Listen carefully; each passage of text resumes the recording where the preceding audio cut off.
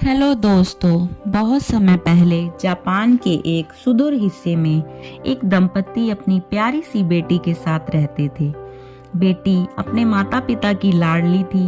एक बार उस आदमी को व्यापार के सिलसिले में क्योटो जाना पड़ा। जाने से पहले उसने अपनी बेटी से कहा कि अगर वह अच्छी रहेगी और अपनी माँ का कहना मानेगी तो उसके लिए एक अनमोल उपहार लाएगा।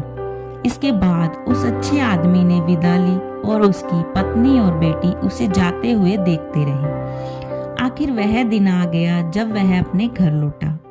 पत्नी और बेटी ने उसका स्वागत किया। उसने अपनी बड़ी टोपी और सैंडल उतारी। फिर वह सफेद चटाई पर बैठ गया। उत्सुक बेटी की निगाहों के सामने उसने बांस की एक टोकरी खोली। उसमें से एक अद्भुत गुड़िया और एक मिठाई का डब्बा निकाला। बच्ची की ओर बढ़ा दिया। एक बार फिर उसने टोकरी में हाथ डाला और अपनी पत्नी के लिए एक धातु का दर्पण निकाला।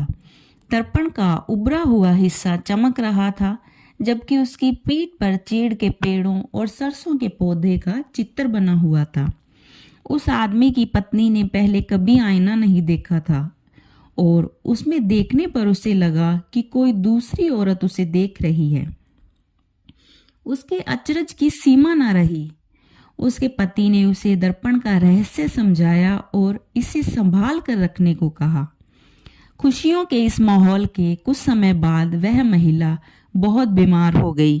मरने से ठीक पहले उसने अपनी बेटी को बुलाया और कहा, बच्चे, जब मैं चली जाऊंगी तो अपने पिता का खूब ध्यान रखना। तुम मुझे बहुत याद करोगी, लेकिन यह दर्पण ले लो। जब भी तुम मुझे अकेला महसूस करो, इसमें देखना और तुम हमेशा मुझे देख पाओगी। इतना कहते हुए वह चल बसी।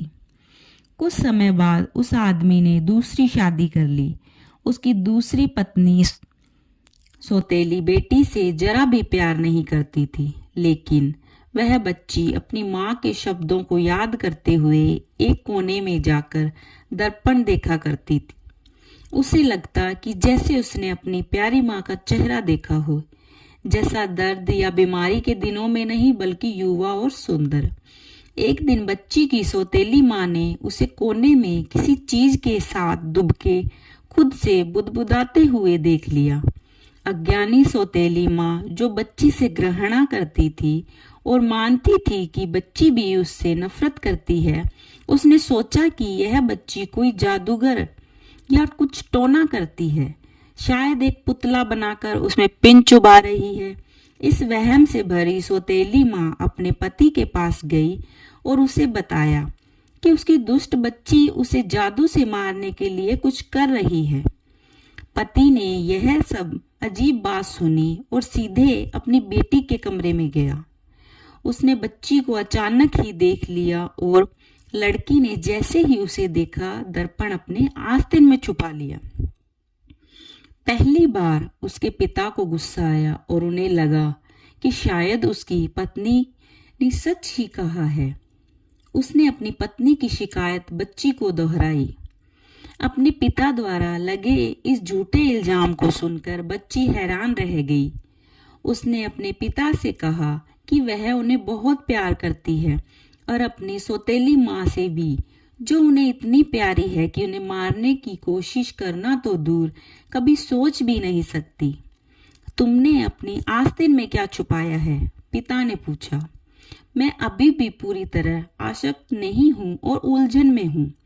वो आईना जो आपने माँ को दिया था, बच्ची ने कहा, वह मरते समय उन्होंने मुझे दिया था। जब भी मैं इसे देखती हूँ, अपनी प्यारी माँ का चेहरा देखती हूँ, युवा और सुंदर।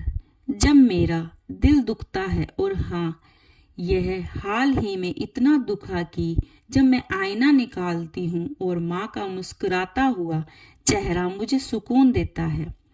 कड़वे शब्द और गुस्से से भरी नजरों को सहने की ताकत देता है।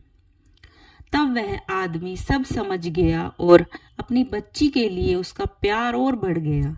यहाँ तक कि बच्ची की सौतेली माँ ने भी, जब उसे सच्चाई पता चली, शर्मिंदा होकर माफी मांगी। उस बच्ची ने भी, जिसने दर्पण में अपनी माँ का चेहरा देखा था, उसे माफ कर दिया और उस घर से दुख हमेशा के लिए चला गया।